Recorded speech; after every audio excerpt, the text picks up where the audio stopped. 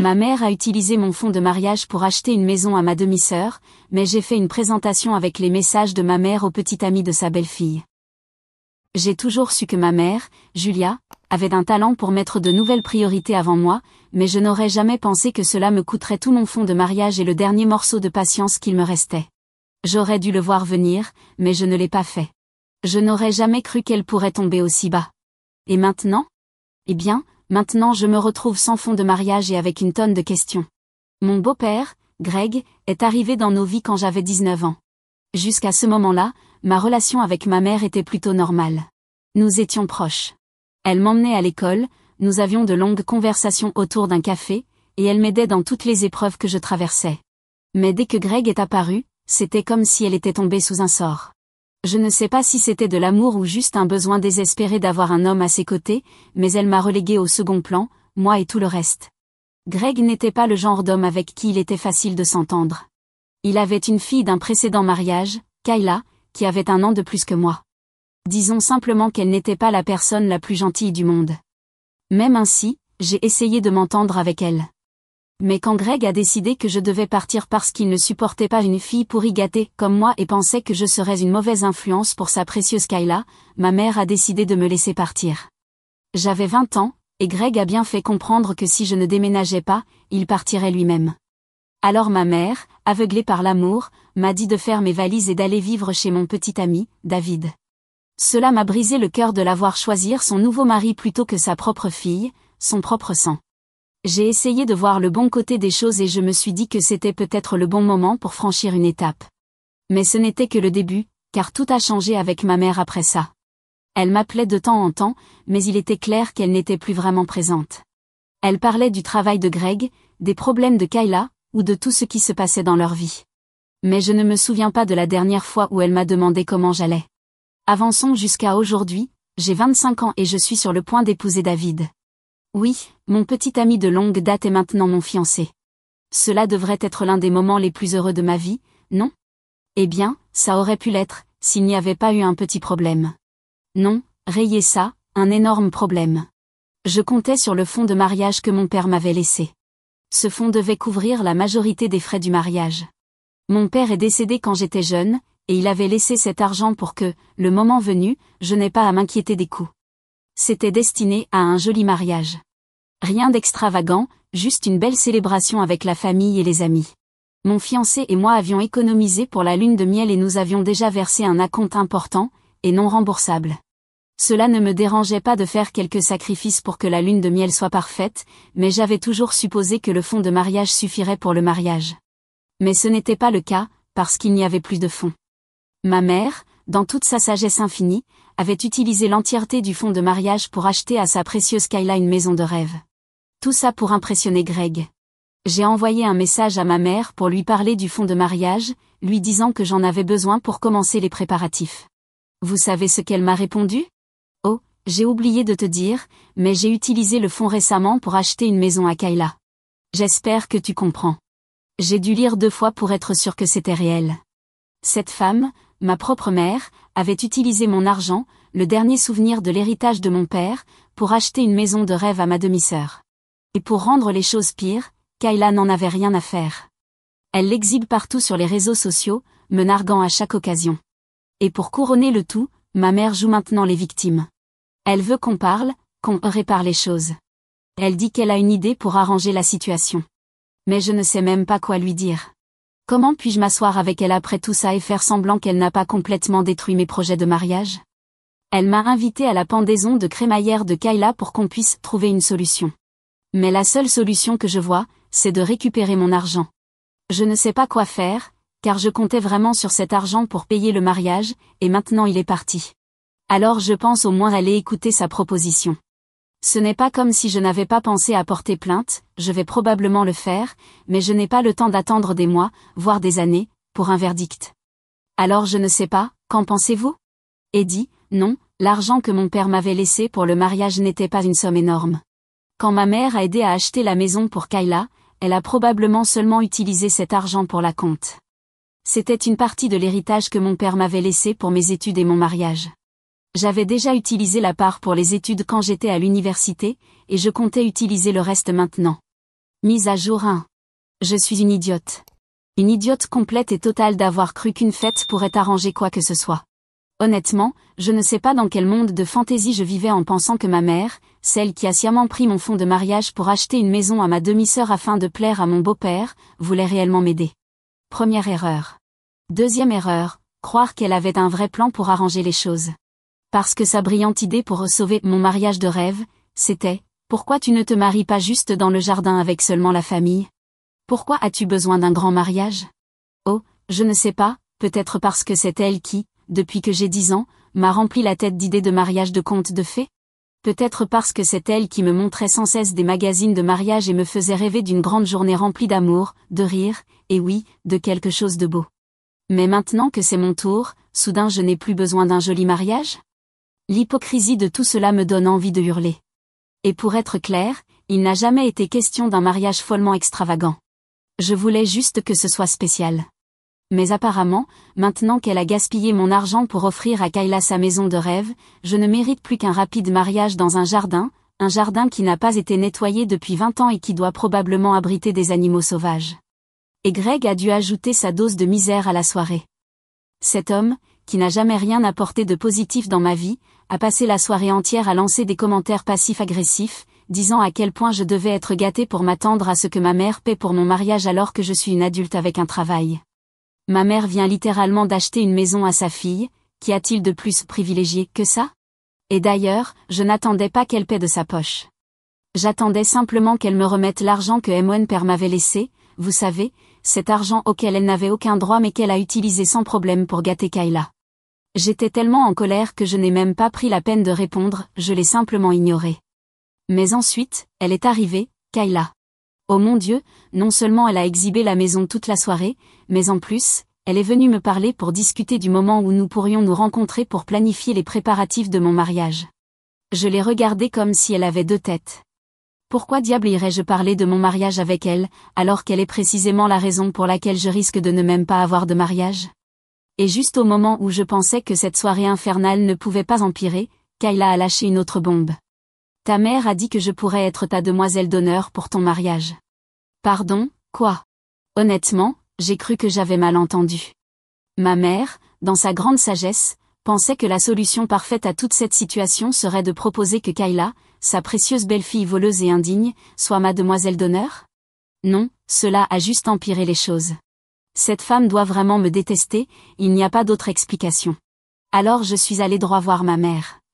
Je ne me souviens même plus de ce que j'ai dit au début, mais ça devait être à peine cohérent, car elle a immédiatement tenté d'arranger les choses avec une excuse bidon du genre « Kayla est la seule figure de sœur que tu as », et qu'elle avait supposé que je voudrais l'avoir à mes côtés pour mon grand jour. Elle ne pouvait pas me voir, mais j'avais sûrement de la fumée qui sortait des oreilles. J'ai complètement craqué, expliquant à ma mère à quel point j'en avais marre qu'elle choisisse toujours sa nouvelle famille plutôt que moi, à quel point elle était complètement déconnectée de la réalité en pensant que tout ça était acceptable, et à quel point elle avait le culot de prétendre faire cela par amour alors que c'était purement de la manipulation. Puis je me suis tournée vers Kayla et je lui ai dit ces 4 vérités aussi. Je lui ai dit qu'elle était folle si elle pensait vraiment que je ferais d'elle ma demoiselle d'honneur. Je lui ai dit qu'elle ne s'intéressait qu'au rôle parce qu'elle adorait être le centre de l'attention, pas parce qu'elle se souciait de moi. Et devinez quoi ? Kayla a eu l'audace d'agir comme si c'était moi qui gâchais tout. Elle a commencé à hurler que je regretterais de lui avoir parlé ainsi, fidèle à son éternel besoin de drame, elle a pointé la porte et m'a ordonné de partir. Et me voilà, assise ici à écrire tout ça en essayant de comprendre ce qui... Et me voilà, assise ici à écrire tout ça en essayant de comprendre ce qui vient de se passer. Je ne sais même pas si j'ai dépassé les bornes. J'ai juste explosé. Toutes ces années à être mise de côté ont fini par me rattraper.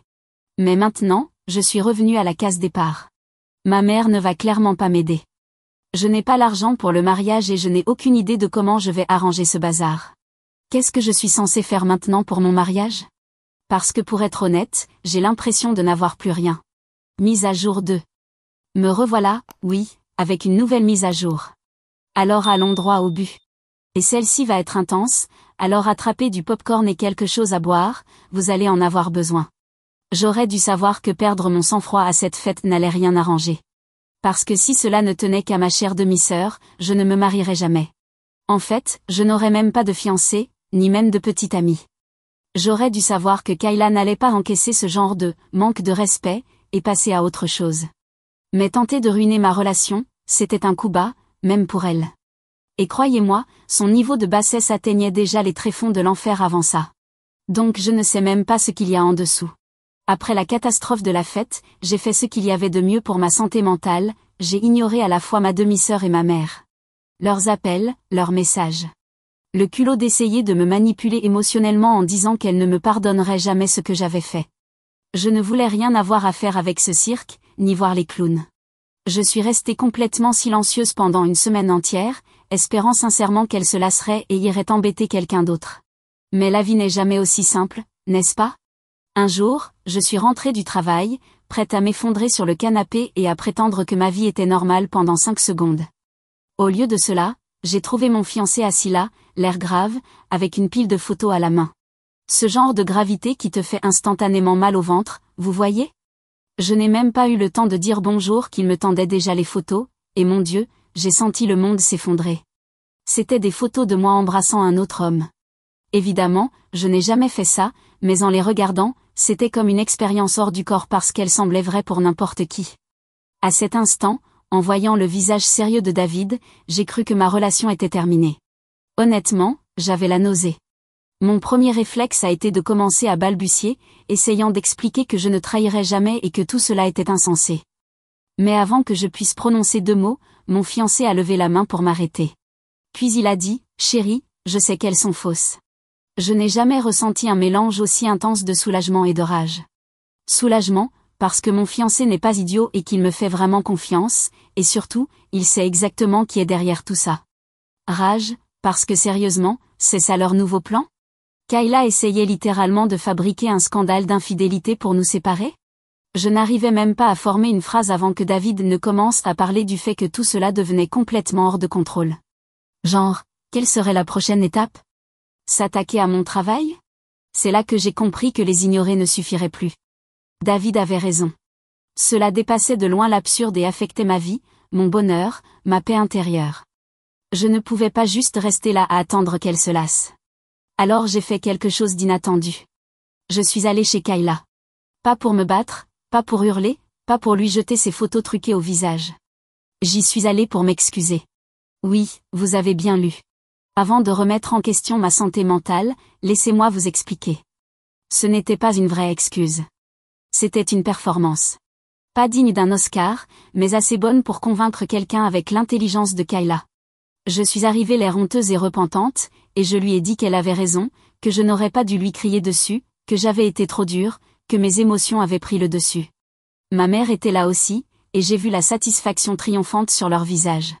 Il m'a fallu toute ma force pour ne pas hurler. Ma mère, toujours aussi délirante, a commencé à déblatérer des discours sur « la famille ceci » et « la famille cela », sur comment c'était ma chance de tout arranger, blablabla.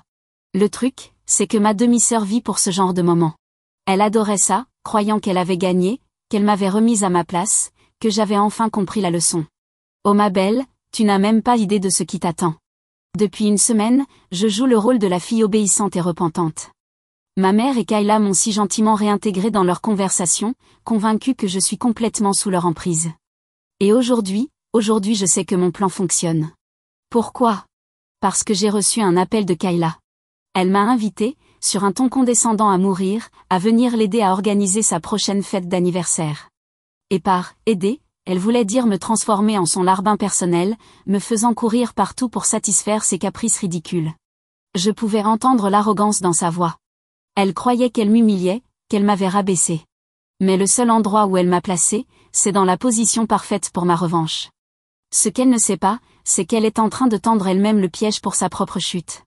Je ne suis pas la seule à avoir des secrets. J'attends juste le moment parfait pour dévoiler celui que j'ai sur elle. Et quand je le ferai? Disons juste qu'elle n'organisera plus aucune fête après ça. Suis-je en quête de vengeance? Peut-être. Est-ce qu'elle le mérite? Absolument. Est-ce que la revanche sera glorieuse? Vous pouvez en être sûr. Le secret? Eh bien, vous le saurez très bientôt, tout comme le reste du monde. Avec un peu de chance, la prochaine mise à jour sera le grand final. Mise à jour 3. Je suis de retour avec une mise à jour, et tout est en train de tourner au désastre. Un vrai carnage, si vous voulez mon avis. Je vois mon plan s'effondrer morceau par morceau. Ok, respire. Laisse-moi revenir un peu en arrière parce qu'écrire ici semble être la seule chose qui m'empêche de balancer mon téléphone contre le mur. Aujourd'hui, c'est l'anniversaire de Kayla. La fête qui, si tout s'était passé comme prévu, aurait été son dernier moment de gloire avant de s'écraser en beauté. Mais là, la fête commence dans une demi-heure, et mon plan magistral ne tient plus qu'à un fil. Ces dernières semaines, j'ai parfaitement joué mon rôle, celui de la fille obéissante et serviable que Kayla a toujours rêvé d'avoir. Et pendant que je me pliais à ces exigences ridicules, croyez-moi, elles étaient délirantes, je perdais peu à peu la tête. Elle m'a fait traverser toute la ville pour lui trouver une robe de créateur, pour ensuite piquer une crise parce qu'elle avait l'air différente en vrai. Elle m'a fait refaire le plan de table 6 fois pour être sûre que certaines personnes seraient stratégiquement mal à l'aise. Et ce n'est pas tout. Elle a insisté pour avoir une marque très spécifique de champagne, qui n'était même pas disponible. Il a presque fallu aller le chercher au marché noir. J'ai tout supporté pour une seule chose. Avoir accès au diaporama de ma mère. Pourquoi ce diaporama était-il si important, vous demandez-vous? Parce que c'était la clé. La scène parfaite pour la grande révélation, le moment où tout ce que j'avais préparé allait enfin s'effondrer sur Kayla. Mais il y avait un problème. Ma mère, toujours aussi contrôlante, ne voulait pas me laisser approcher le fichier. Elle m'a dit qu'elle s'en occupait elle-même et que je devais me concentrer sur autre chose. Et là, j'ai paniqué. Comment échanger le diaporama contre ma vraie présentation, celle qui allait tout révéler, si je ne pouvais même pas m'en approcher? Bon. Avant d'aller plus loin, je sais que je tease ce fameux secret depuis un moment. Peut-être que vous vous demandez, est-ce vraiment si important? Croyez-moi, oui. Et pour ceux qui doutent encore, voici l'histoire. Quand j'ai fait semblant de m'excuser auprès de ma mère et de Kayla, je jouais sur le long terme. Mais je n'avais pas prévu que l'univers m'offrirait quelque chose d'encore plus juteux. Ce jour-là, en partant, j'ai demandé à ma mère de me prêter son téléphone parce que le mien était déchargé et que je devais appeler un Uber. Elle était distraite par ce que racontait Kayla et me l'a tendu sans réfléchir. Et c'est là que je l'ai vu. Un message est apparu. Un texto doux et légèrement salace, et clairement, il ne venait pas de mon beau-père. J'ai cliqué sur la notification, et rien ne m'avait préparé à ce que j'allais voir. Au départ, mon plan était simplement de montrer comment la maison de Kayla avait été achetée avec mon argent de mariage. Mais là, le karma m'a offert bien mieux. Ce n'étaient pas que des textos un peu coquins, ils étaient explicites. Et ils ne venaient pas de n'importe qui. Mais attendez, je ne peux pas encore dire le nom. Pas tout de suite. Parce que je veux que vous ressentiez ce que j'ai ressenti à ce moment-là. Pour vous donner une idée, j'ai failli m'évanouir, mais d'excitation. Avant que je puisse lire plus, j'ai commencé à faire des captures d'écran et à me les envoyer. Juste au moment où ma mère m'a demandé si j'avais fini, j'ai tout effacé et je suis revenue à ce que je faisais avec son téléphone. J'ai rapidement commandé mon Uber, rendu son téléphone et agi comme si de rien n'était. Mais à l'intérieur, mon cerveau était en train de surchauffer. En rentrant, j'ai lu les captures d'écran. Ce n'était pas juste un flirt. C'était une liaison complète qui durait depuis plus d'1 mois. Et avec qui? C'est là que ça devient complètement fou. Voilà mon arme. Je savais exactement ce que j'allais faire. Quand Kayla m'a demandé de l'aider pour son anniversaire, et que j'ai su que ma mère préparait un diaporama, de doux souvenirs. Franchement, je plaignais presque ma mère. Réunir des souvenirs attendrissants de Kayla, c'est comme chercher une aiguille dans une botte de foin. Mais tout ce que je devais faire, c'était échanger le fichier contre ma présentation spéciale. Facile, non? Faux. À cause du contrôle maladif de ma mère sur l'ordinateur, je ne pouvais même pas approcher la machine. Que faire? Je suis au bord de la crise de nerfs. Mon plan ne tient qu'à un fil et l'occasion de voir Kayla tomber en ruine m'échappe. Il ne me reste presque plus de temps pour intervertir les fichiers, et je n'ai aucune idée de comment réussir. J'écris ici parce que je deviens folle. Je pourrais attendre un autre moment, mais l'impact ne serait pas le même. Je veux voir leur visage quand tout éclatera. Je sais que je n'ai pas encore révélé ce que j'ai vu dans ces messages, mais c'est parce qu'il reste une minuscule chance que mon plan réussisse. Et je ne veux pas tout gâcher si jamais quelqu'un de ma famille, genre ma mère ou Kayla, tombe sur ce texte. Quoi qu'il arrive, dans quelques heures, je posterai une nouvelle mise à jour, soit parce que j'aurai réussi, soit parce que ma revanche aura échoué. Mise à jour 4. Je sais, ça fait un moment, et je vous ai laissé en plein suspense, hein? Mais les heures qui ont suivi la fête et toute cette semaine ont été complètement dingues. Mais je sais ce que vous voulez vraiment savoir. Qu'est-ce qui s'est passé à la fête d'anniversaire de Kayla? Alors souvenez-vous de mon grand plan pour me venger de ma mère et de Kayla. Eh bien, devinez quoi, il n'a pas échoué. Voilà ce qui s'est passé. Heureusement, pendant la fête, ma mère a laissé l'ordinateur portable sans surveillance pendant quelques minutes, ce qui m'a permis d'échanger les présentations. C'était chaud, ma mère gardait cet ordi comme s'il valait 1 million d'euros et j'étais en nage jusqu'à la dernière seconde. Et oui, tout a explosé en plein vol pour les personnes concernées. La maison était pleine à craquer, oui, la maison. Celle que ma mère a achetée pour Kayla avec mon argent de mariage. La liste des invités était esséurante, toute notre famille, les fausses amies influenceuses de Kayla, son petit copain, les copines ivrognes de ma mère, et toute la famille de mon beau-père. Ma mère paradait comme si elle était la belle-mère parfaite de l'année, racontant combien Kayla méritait le meilleur, blablabla. Pendant ce temps, j'étais là, tranquillement en train de siroter mon verre, savourant chaque seconde.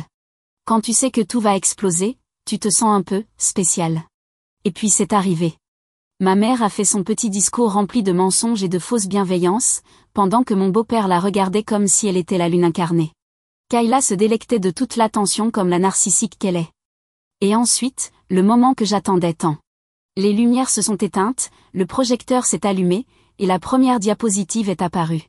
Mais au lieu d'un montage de doux souvenirs de Kayla, dont on ne saura probablement jamais l'existence, ce qui me fascine, ce fut la preuve irréfutable de la bassesse absolue de ma mère. Des captures d'écran de messages explicites entre ma mère et le petit ami de Kayla. Voilà le secret. Le petit ami de Kayla, ce sale type, pathétique, dégoûtant, était la liaison secrète de ma mère. Et ce n'était pas juste quelques messages de flirt. Les textos étaient explicites. Ils parlaient d'un baiser qu'ils avaient échangé, et de la mère qui suppliait pour aller encore plus loin. Apparemment, le copain de Kayla hésitait, probablement par peur d'être découvert, sinon ma mère serait allée encore plus loin. Si vous avez vu le film Y a-t-il un pilote dans l'avion, vous pouvez probablement imaginer le chaos qui a suivi pendant cette fête. Le visage de Kayla est passé par toutes les étapes du deuil en 10 secondes. J'ai cru qu'elle faisait un AVC ou quelque chose du genre, tellement elle se tordait dans tous les sens. Aucune bouche ne devrait bouger comme ça. Puis, sans dire un mot, elle s'est tournée vers son petit ami et l'a giflé si fort que je jure que ça a suivi le rythme de la musique. Mais le meilleur dans tout ça? Quand ma mère a essayé de la calmer, Kayla s'est retournée contre elle, lui hurlant dessus quelque chose que je ne peux légalement pas répéter, à moins de vouloir finir dans une cellule sans fenêtre, et elle l'a poussée si violemment que ma mère a failli tomber au sol. Et ma mère, habituée à être adorée par sa précieuse belle-fille, était horrifiée. Elle s'est tournée vers mon beau-père, probablement en espérant du soutien. Grosse erreur. Greg était furieux. Il s'est levé, a attrapé ma mère par le bras, devant tout le monde, l'a jetée hors de la maison. Et pour couronner le tout, il a annoncé sur le champ qu'il déposait une demande de divorce. La maison entière est devenue un véritable chaos, des cris, des disputes, des bagarres, des gens en pleine crise d'hyperventilation. Même les amis de Kayla chuchotaient dans un coin, certaines en train de filmer toute la scène. On verra probablement tout ça circuler bientôt sur leurs réseaux sociaux. Et la cerise sur le gâteau? Maintenant, elle est fauchée et sans abri. Vous vous demandez peut-être comment, vu qu'elle avait la maison pour laquelle elle m'avait viré, non? Eh bien, il s'avère que dans un élan de stupidité absolue, ma mère avait transféré le titre de propriété de la maison à mon beau-père pour prouver sa loyauté ou sa confiance ou je ne sais quelle autre idiotie. Devinez quoi? Elle n'est plus propriétaire de rien. Quand tout a explosé, elle est venue frapper à ma porte, mais je n'étais pas là. Je le sais parce qu'elle m'a laissé 1 million de messages pour supplier de l'aider. Elle n'a aucune idée que c'est moi qui ai échangé les présentations. La dernière fois que j'ai entendu parler d'elle, elle logeait dans un hôtel miteux avec seulement quelques billets en poche, et personne n'est prêt à l'aider après avoir vu jusqu'où elle était capable d'aller pour trahir les 2 personnes qui lui faisaient confiance. Est-ce que je m'en soucie? Pas du tout. J'étais stressée et effrayée que tout ça ne fonctionne pas, mais finalement, ça a été encore mieux que prévu. Et pour l'instant, je suis en paix, parce qu'à moins que ma mère tombe sur ce poste et franchement, elle n'a pas vraiment le profil d'une lectrice de Reddit, elle ne saura jamais. Et même si elle découvre la vérité, il est trop tard. J'ai déjà obtenu ce que je voulais. Et en bonus, elle va quand même être poursuivie en justice pour avoir volé mon fonds de mariage. Elle ne va pas s'en tirer aussi facilement. Je voulais juste sécuriser l'argent pour mon mariage avant, car même si on gagne le procès, il est peu probable que je récupère l'argent avant la date du mariage. Finalement, la solution a été de parler aux parents de mon fiancé, et ils ont accepté de financer le mariage. Nous avons prévu de les rembourser une fois que nous toucherons l'argent du procès. Mise à jour 5. J'espère que vous êtes prêts pour cette dernière mise à jour, avec tous les potins accumulés au fil de l'année. Je suis maintenant mariée, et nous avons passé une lune de miel incroyable. Nous avons remboursé chaque centime à mes beaux-parents. Il n'y a pas grand-chose à raconter sur le mariage lui-même, car l'événement le plus marquant a été de voir un oncle de mon mari s'étouffer avec une olive, et un autre membre de la famille lui sauver la vie. Oui, c'était ça, le moment le plus palpitant d'un mariage totalement normal. Rien d'extravagant, rien de dramatique, et aucun signe de mon ex-beau-père, de mon ex-belle-sœur, ni de mon ex-mère. En parlant de ma mère, elle a encaissé son divorce encore plus brutalement que la gifle que Kayla a infligée à son ex-petite amie. J'entends encore ce claquement dans ma tête. Vous avez déjà vu des compilations de chutes extrêmes en sport? C'était à ce niveau-là. Dommage que personne n'ait filmé, du moins à ma connaissance. Et je n'ai vu aucun post des amis de Kayla non plus. Une autre perte tragique. Avec la présentation utilisée comme preuve lors du procès de divorce, mon beau-père a récupéré absolument tout, y compris la maison qui appartenait autrefois à ma mère, celle qu'elle avait stupidement signée à son nom. Après la fête, ma mère a essayé plusieurs fois de me contacter et de venir chez moi pour qu'on soit ensemble en famille dans cette période difficile, mais après avoir reçu la plainte pour vol du fonds de mariage, elle a fini par abandonner. Grâce à ça, j'ai pu rembourser intégralement mes beaux-parents pour le mariage, puisque j'ai récupéré jusqu'au dernier centime volé. Et concernant Kayla? Elle a perdu sa maison aussi, parce que ma mère, dans sa folie de vouloir la gâter, ne lui avait pas seulement donné l'apport initial, mais l'aidait aussi à payer son crédit immobilier. Eh bien, ce n'est plus le cas, et Kayla a dû mettre la maison en vente pour éviter la banqueroute. Je sais même que Greg et Kayla ne se parlent plus du tout, chacun blâmant l'autre pour ce que leurs partenaires respectifs leur ont fait. Le plus amusant dans tout ça? Ma mère, malgré tout ce qu'elle a subi, y compris la plainte, n'est même pas en colère contre moi, parce qu'elle n'a toujours pas compris que c'était moi qui avais échangé la présentation. J'ai envisagé de lui dire, mais je pense que je vais garder ça pour moi pour l'instant. Rien ne vaut l'idée de pouvoir un jour lui murmurer à l'oreille, c'était moi qui ai fait la présentation au pire moment possible. Je vais devoir vivre avec le mystère de ce à quoi ressemblait le diaporama original de Kayla, celui avec tous ces moments doux, mais c'est un tout petit prix à payer pour avoir un atout comme celui-là dans ma manche.